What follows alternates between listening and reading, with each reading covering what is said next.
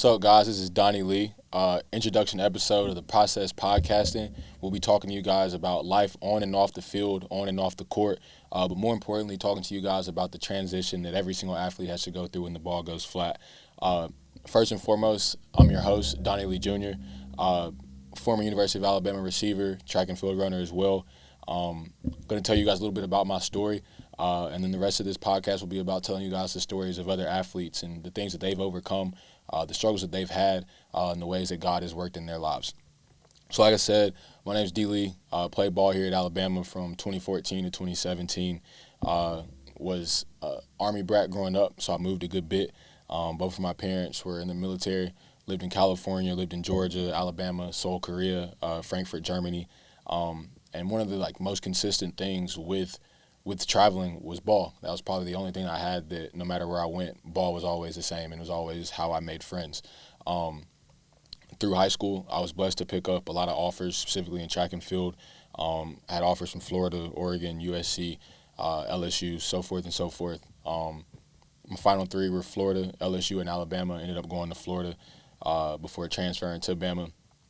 When I got back to school, I made a decision that I no longer wanted to run track, and I just wanted to focus on football and football alone, which was a huge thing for me. I remember, just kind of coming out and just being known as a track guy and making that shift, making that jump. Really relied on me having to just depend on myself and me having confidence in myself and just moving forward in that capacity. Following that, I transferred to the University of Alabama, where I was got on the football team. Worked as hard as I could to transition from being a track guy to being a football guy, and that was very, very difficult. My first year, never seen the field, couldn't understand the playbook. I thought it was literally another language, but I had good friends around me, guys that just really uplifted me and just gave me confidence knowing that if I just kept pushing through, that I'd get to that next level. Ended up tearing my ACL my last year at Alabama, and shortly after that, I was arrested and kicked off the football team in October of 2017. That was probably one of the darkest moments of my life, but it was the beginning of my transition. It was the beginning of me actually figuring out what my identity was and who I was outside of sport, and I think that's something that every single athlete goes through inevitably, whether you're somebody who doesn't make it on your varsity high school football team or basketball team, or you're Tom Brady and the ball goes flat after playing for 30 years in the NFL, right, or for, however long it may be. The ball eventually goes flat, and all athletes struggle. A lot of athletes struggle with that transition, right? How do I go from this was my identity to now this is my identity? How do I go from, I was famous for what I could do on a football field or on a basketball court, but now my existence is limited, or it feels limited, right? And so that's the purpose of this podcast, is to give those individuals that have gone through that transition from athlete to the real world, to speak about our struggles, to speak about our victories. Like we always say, win or learn, you never lose.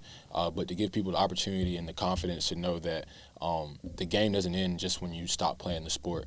The things that sport teaches us transcend the field of play. The same way that we had to show up for 6:30 a.m. workouts with Coach Cochran, you've got to show up every single day to take care of your families. The same way that, you had to go to study hall, you had to go to mandatory classes, things of that nature. You've got responsibilities that you've got to take care of in real life as well. Coach Saban talked to us a lot about, how you did one thing is how you did everything. And so for me, I know that guys that I've seen show up to practice every single day and do little things right, they're showing up in real life and doing the little things right now. We talk a lot about the process and we focus it so much on football, but that's what this podcast is for. It's to show everyone that the process that has become famous with Coach Saban is way bigger than ball. The process is for doctors, for lawyers, for photographers and videographers, for authors. No matter what you're doing in life, everyone has a process, and that's what we want to do. We want to bring you the processes of the elites, of the masters, of the people that have done the things that we desire to do, and for them to be able to show their shortcomings and their struggles in that process. So I'm excited for you guys to follow along the journey as we bring more guests on. And talk to them about their different experiences, and continue to go from there. What's up, guys? Welcome to another episode of the Process Podcast. Man, today we've got somebody very special with me. My little brother, dog, man, one of the smartest, wisest guys that I know.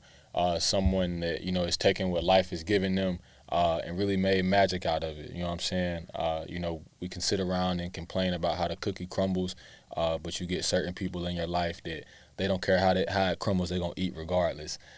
So this is former University of West Alabama running back, whole Alabama's finest. You'd be mad if I didn't bring that up. Whole Alabama's finest, Jared Jennings. What's up, family? What's up? How you doing today, man? Man, God is good. Yes, I can't sir. complain. God is good. I can't complain. So J-Red, his real name is Jared. We always call him J-Red. To give the folks a quick backstory into how we met, man. I met Jared before his senior year of high school. It was during the pandemic. I just started doing the training thing here in Tuscaloosa, and I had a couple of guys I reached out to, and I was like, man, y'all just pull up, get some work in. We just chilling. Like, let's just get some work in, bro. And so for people that aren't from Tuscaloosa, Alabama, the city, the town, and the neighborhood of whole Alabama is everybody's very connected, right? So if you're not from Hope, they not really gonna talk to you too much. like if they didn't grow up with you, they not really gonna rock with you too much. But J-Red took the opportunity, he took the risk, he came to the gym, and man, he hasn't stopped working since that day. Whether it was ball or whether it was in his new passions that we'll get into here in the future. But man, I'll never forget him pulling up the first day and him, acknowledging that the work was harder than anything he had really done before. But Cute. come on. But what made me so happy was he showed back up the next day. And he's continuing to do that, as a man now. No matter how hard the day before is, he's still showing up the next day. And so I don't think there's anyone better to talk about their transition and their process in that transition than someone like J-Red, someone that took his experiences and just ran with it. And so, J-Red, if you could, man, tell us a little bit about growing up, how you got in the ball. I know you're the child of a soldier as well. Tell us about that, man. How did you get in the ball growing up? What was your youth sports experience, your high school sports experience? Bring us up to the college ranks, and then we'll talk through that. Man, really, it all started in the backyard. Playing with my neighbors, playing football, 4, 5 years old, we just young, we playing football on the trampoline, just throwing the ball up, hitting each other as hard as we can. But first started playing football at 5. Started playing football, and then that's when I got into baseball, and that's kind of what I like to play, baseball. I like to play baseball growing up, early in age, and then it just came just strictly football, just football. But growing up, Hope Little League, I always just been Hope. Just Hope. Hope Little League, David Simpson, that's the school to go through. I'm just Hope. Just always been Hope. But growing up, it was cool, man. Of course, like you said, we share the same military background. My mama did, I think, 30-something years in the military. She went over to Iraq, and when I was a baby. Mom, thank you for your service. Gotta get that one.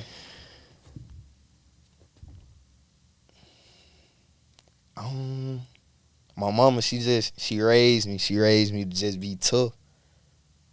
Whatever life throw at you, just keep going. That's that military. She put that in me. She put that in my brother. So shoot, I really just carried that on to the football field. So like when you talk about carrying that discipline that comes from the military on the football field, right? Like I said before, man, one of the things that I noticed about you at a very young age was just the discipline and the consistency, and obviously that is a reflection of being a military kid. From a ball perspective, how do you feel like being a military dependent helped you out? How do you feel like, the way your mother raised you and your brother, how do you feel like that enabled you to be the best football player that you could be? And I want you to talk a little bit, man, about your health and wellness journey, bro. We'll make sure we show a clip on the podcast of the old J-Red and the new J-Red. But, man, even your weight loss journey to be able to play the position that you wanted to play, that's inspiring for several kids, you know what I'm saying? If you could talk a little to that about, man, how you overcame those issues to becoming a college running back. really, just my mama just always being on us by being on time. If you say you're going to do something, do it. and it just always carried on. Just not even on the football field, to carry on in life. Like, I'm a man of my word. If I say I'm a beater, I'm a beater. And my mama, she put that in me. She made sure to tell me, like, if you say you're gonna do something, do it. Like, don't say you're gonna do something and then don't show up. So just, beat up for folks. My mama very kind hearted. She look out for everybody. She watch everybody kids. So she just always having a good heart and just gonna always come back on you. Always gonna come back to you. Come on. And don't ever let nobody tell you can't be a running back if you big, man. You just gotta lose the weight and keep working, man. You just gotta keep working. Don't never let nobody tell you can't do nothing. They told me my whole life, you just gonna play O-line, you gonna play D-line, you gonna play O-line. But I always been athletic, though. And I started slimming down my 11th, 12th grade year. Then when they finally put me back there in the backfield, touchdown. Come on. Touchdown. Come on. That's how she I was. told y'all should have been putting me back here. Touchdown. That's how she was. But what's that feeling like, man, where, and you still dealing with that to this day, we all are, where it's like, all right, bro, I recognize, like, these people don't believe in me. Like, these people feel like, all right, because I'm in this situation or I'm in that situation, or because I came from this or I came from that, or because I'm not this height or I'm not this or that. How were you able to keep your confidence in a citadel? How were you able to look in the mirror despite the reflection in the mirror, but still know in your heart of hearts, nah, like, I know what God has put inside of me. I know what I can become. I know what my potential is. And just being honest, I'm just now starting to get into that after football, because I didn't really have that mindset, because coming after my 11th grade year, I'm watching guys that's in my class, guys that I'm supposed to be graduating with, and just stuff like that. I'm seeing them getting offers and getting interest, and I'm just like, dang, like, maybe I am too short to play football, but, like, it don't matter about the size, it don't matter about the height, none of that. As long as you got a heart and you got that dog in you, somebody gonna find you. And it don't matter about NAIA, D3, D2, D1, wherever you go, just playing ball. Like, don't ever let nobody tell you you don't go D1, you a bust. Come on. There's plenty dudes that go undrafted. Went to HBCUs, went to D2s, just all that. Like, you just got to keep working. You just can't let nobody tell you, like, nah, you can't do that because of this. Don't never let nobody tell you can't do nothing. I think a lot of people, when they tell you that you can't do something, it's less about you as an individual and more about their insecurities. So, like, a lot of people would be like, oh, you can't accomplish this, you can't accomplish that. And it's because, like, they don't believe that they personally can accomplish that. And so they trying to bring somebody else down. Come on. For sure. Come on. Every time. And, we're from the same city, man. Like, we recognize that, where we see people, whenever they try to do something new or they try to shift their identities, like, I hate that a lot of times we laugh and we discourage, and it's almost like crazy story. I won't tell who the person was, but I had a person message me on Facebook shortly after we opened up the first brick and mortar here in Tuscaloosa. It was probably like maybe 2 years after we opened up, and he messaged me and he was like, man, I just wanted to tell you congratulations. I honestly didn't think that any of this would work. And I was like, that's never a good thing to tell anybody. Why are you telling me? Why would you tell me? I'm like, do I say thank you, right? Like, I don't even know what you take it as a compliment or an insult. Come on, don't take it as a compliment, as an insult. But the thing is, he was just the only person that had the audacity to verbalize that. But there's so many more people that have that thought process. Like, man, like the proverbial saying goes, people want to see you do good, but never better than them.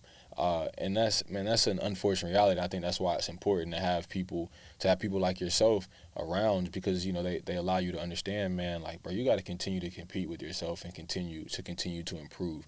So you get to your senior year, you go to the University of West Alabama to play running back. Every kid's dream, bro. You're a college football player.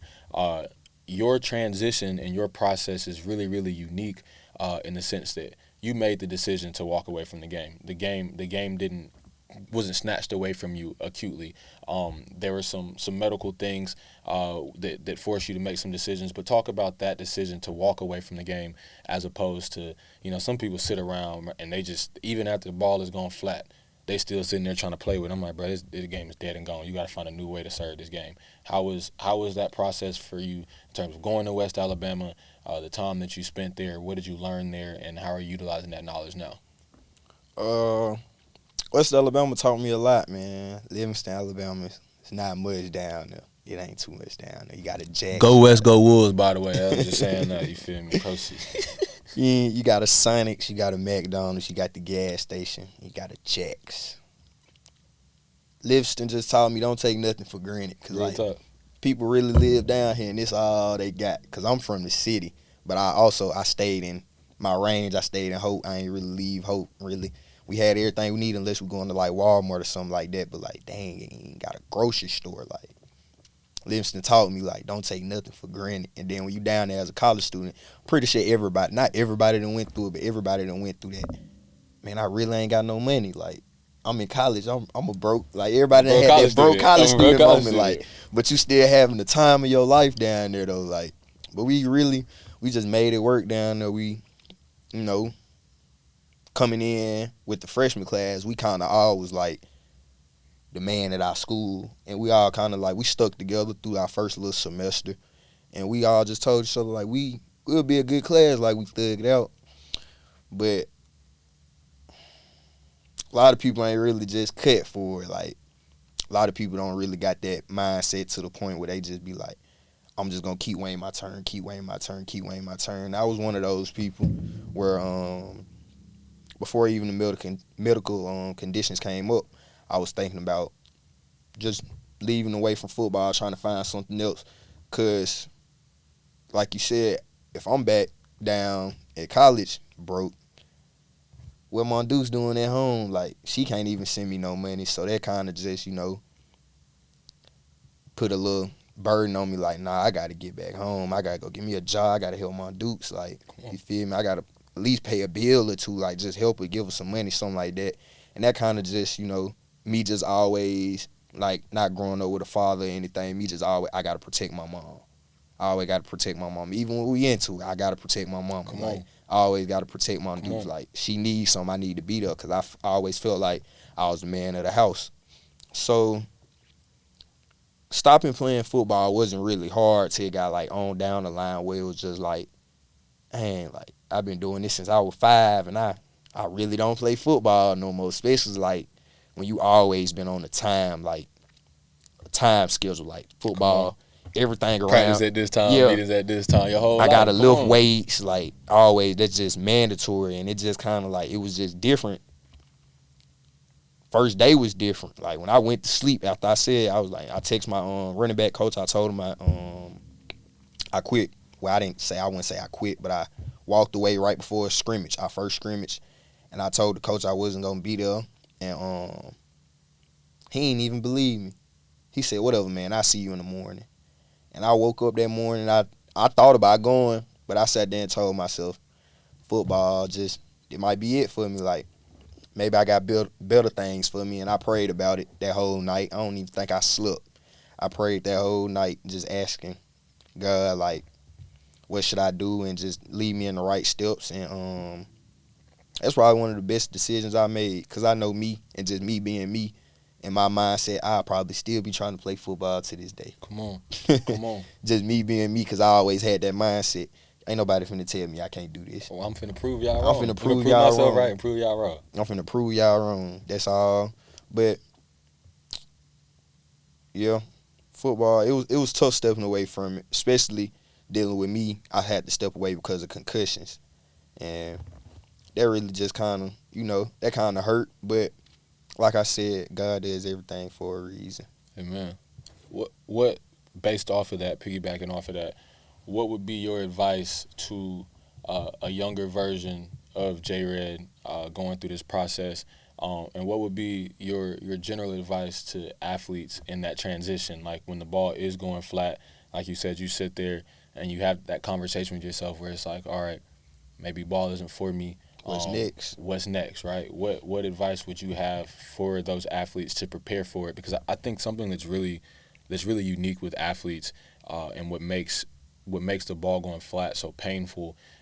Coach Cochran talked to us about this a lot, but it was like, it's all about your plan B. Fuck a plan B, essentially. Or your plan A, forget a plan B, excuse me.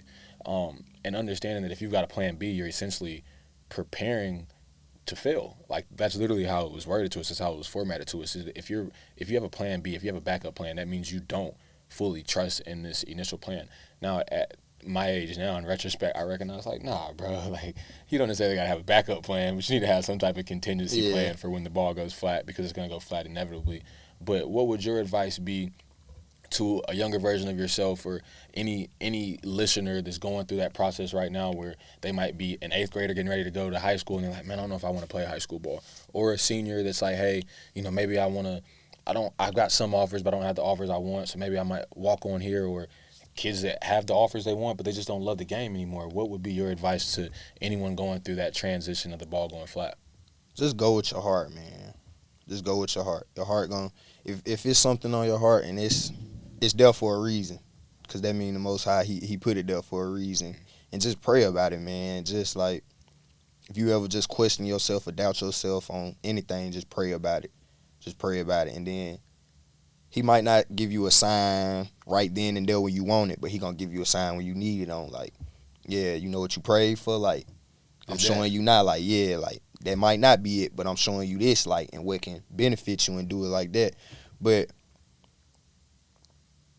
what I wouldn't say not to have a plan B, but stick to plan A, because that's how I was. I never had a plan B. It was football. Football. Football the best. Come on. Football. Even when I stopped liking football in the 11th grade, when I was like, I don't really know if I want to. But since I was 5, it's always been football. So right. Even if I might not like it always been football. I always thought football was going to be the way I take care of everybody. Like, come on. I always thought it was going to be football. So I never really had a plan B. Because like he said, ain't no point in having no plan B. Stick to plan A. Out the gate. Work hard till you get to plan A. Out the gate. But ain't nothing wrong with having a plan B, man. You can have a plan B, but stick to plan A. If you going in, you playing football, and you feel like you can take it there and go to the next level, and everybody think it's always NFL, man. You got indoor football, you got XFL, you got plenty ways to continue playing professional football, Canadian League, all that. But like, don't give up. Just stick to plan A. Stick to plan A, but always have something in the back. And even if you don't, pray about it, man. So tell me this, as a friend, as a homeboy, this is a conversation that current and former athletes have all the time. But when you have people close to you that are going through that process and they're trying to decide, all right, do I want to keep playing ball, and they come to you, there's no right or wrong answers with this, but would you feel comfortable like going up, say I'm still playing, right? I'm 28 years old, my knee ain't worth a damn anymore anyways, right? But if I came to you tomorrow and I was like, little bro, I think I want to, like, I'm a child for the Rams, bro. Like, I'm finna just start training again. I'm going to get my weight back up. And you recognize that I was, like, dead serious. As a friend, like, with principles, how do you go about that conversation with letting your partners know, like, what's real and what's not? I'm not saying that you ever want to, rain on anybody's parade or put anybody down, but the truth hurts. Like they say, the truth hurt, and that's why I be around a select few people. Like, you don't see me around a lot of people. I be around people I've been with. I still got the same best friend from kindergarten. Like, just got off the phone with him. Come on. His mom, my auntie best friend. Like, so we been with each other since birth. I keep my circle tight. So I feel like with me doing that,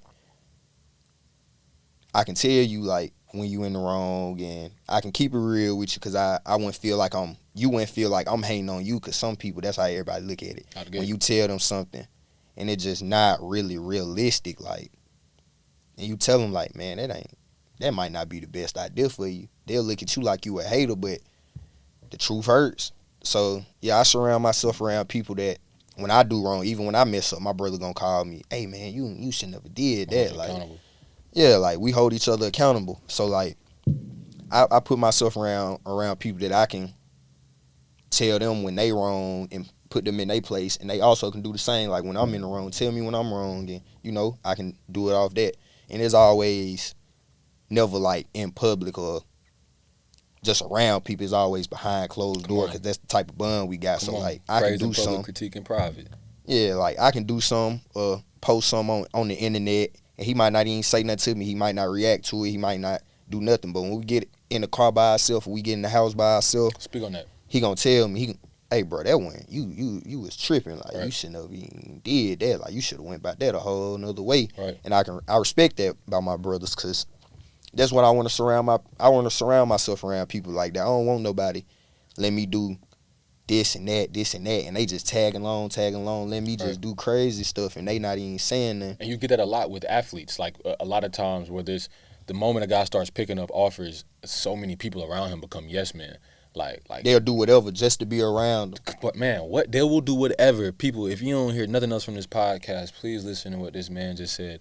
They will do whatever just to be around them. Like man, everybody has those people in their life, specifically when you're an athlete, where it's like, bro, everything that comes out my mouth, this person agrees with. You agree? And like That's not the type of person you need to be around. come on, I can't have a sycophant around me, bro. I tell you that the sky is yellow and purple, and you like, Them God. show do look yellow and purple. Like no, Yeah, big bro, you'd be like, on God, big bro. You right, you big know bro. Tuscaloosa Come on God, big I'm bro. like, bro, it's not like I'm asking you for your opinion. I'm asking you for your advice. I'm not asking you for rat poison, like Coach Saban says. And there's so much rat poison. There's so much rat poison in this world. But to that point, like you said, I think the biggest thing is, like the saying says, show me your 3 to 5 closest friends, and I can show you your future, right? For me, that's always been the biggest thing. Like, I got to have people around me that's going to keep it real. That's going to tell me, all right, if I'm tripping, you're going to let me know when I'm tripping. If I'm being thorough, you're going to let me know I'm being thorough.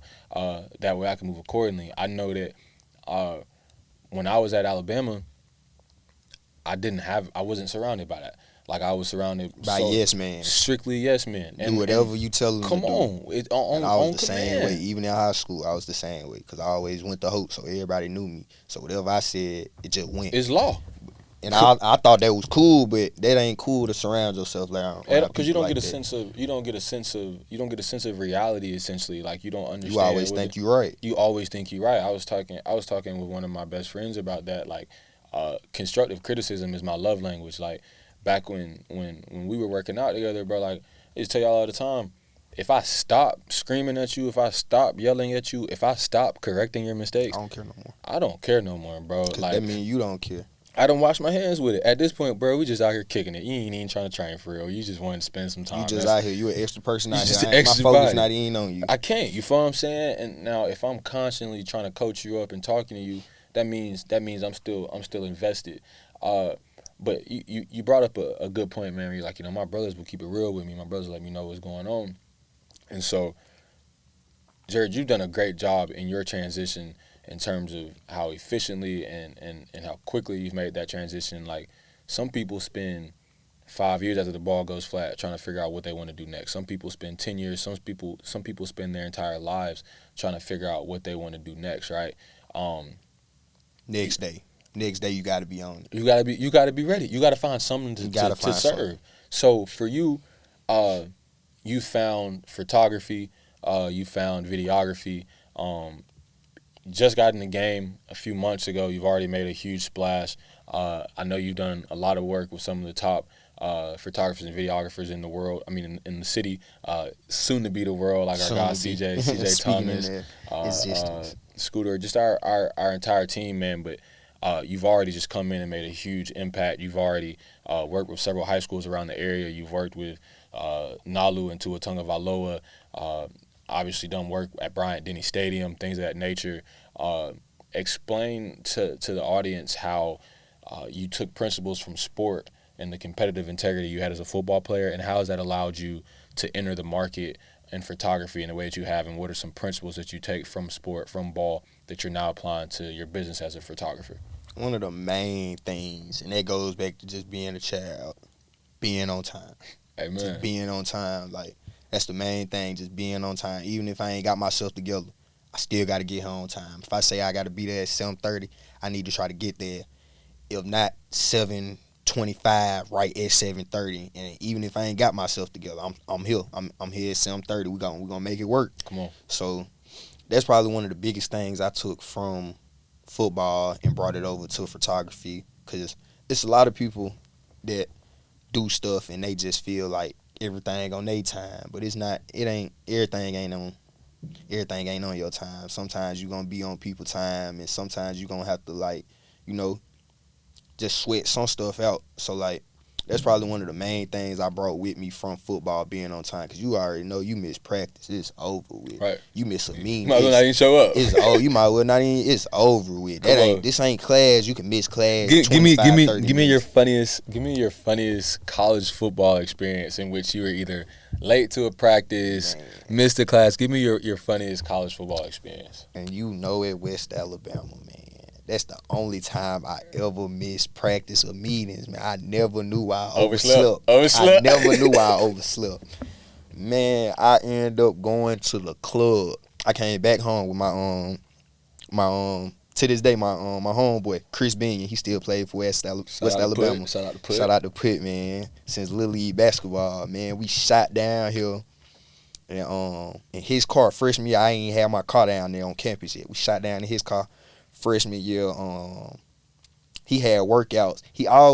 I never got that. Chris used to set me up, though. Chris always had workouts later than me, so he'll be like 2-3 hours later than me. But I always was in the first workout group. Very true. 5:00 in the morning. Man, we came down to Tuscaloosa. We went to 1225.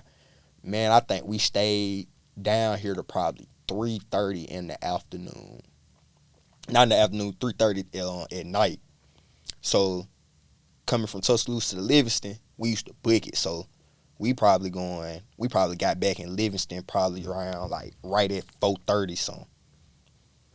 And we probably took 30 minutes to get back down there. That's an hour drive. We probably took 30 minutes. We were booking Kyle like, man, I'm gonna be late. I'm gonna be late, bro. I'm like, I'm gonna go to sleep. And he kept telling me the whole drive. He was like, nah, I got you, bro. I'm gonna send an alarm too. Like, I got you. I'm gonna wake up too. I'm gonna come beat on your door. I ain't gonna let you go to sleep, bro. Like, we good, bro. We good. Man, we was not good, man. We got back to that dorm. We stayed in freshman dorm. And that was crazy, man. Put stayed right down the hall from me. We went roommates. Everybody always thought we was roommates because we always stayed with each other. But me and Put was never roommates. He stayed right down the hall from me. Man, Put went in there and went to sleep. I forgot to set my alarm for morning practice. And one of my second alarms woke up because I always had class right after workouts in the morning. Man, that alarm went off. I was like, dang, I slept good. Like, I was feeling good. Like, I got me a little sleep. I woke up, I looked at my phone. I put my phone back down. I was like, man, I'm tripping. I picked it up again. I said, bro, I miss workouts, man. I don't even know why I got up. I still hopped up out the bed, threw my workout gear on, and still ran down there because they were still working. I still ran down there. Man, I can remember that was the first time I messed up, man. My coach was waiting on me at the door. You should just stayed at your dorm. I said, what that mean, coach? You already know. Water bamboo. I heard about that one, man. I done heard about that one. What they say, if you're early, you're on time. If you're on time, you late. You're late. And I missed the whole workout, man. That was probably the only time I ever missed workouts because I was always big on being on time. Like, I forget my shorts at home and come in just my drawers just so I can be on time. Right. And I get some shorts from somebody else. Like, I always being on time. But, man, that was probably like, yeah, that was bad, man. I was in trouble for the whole week.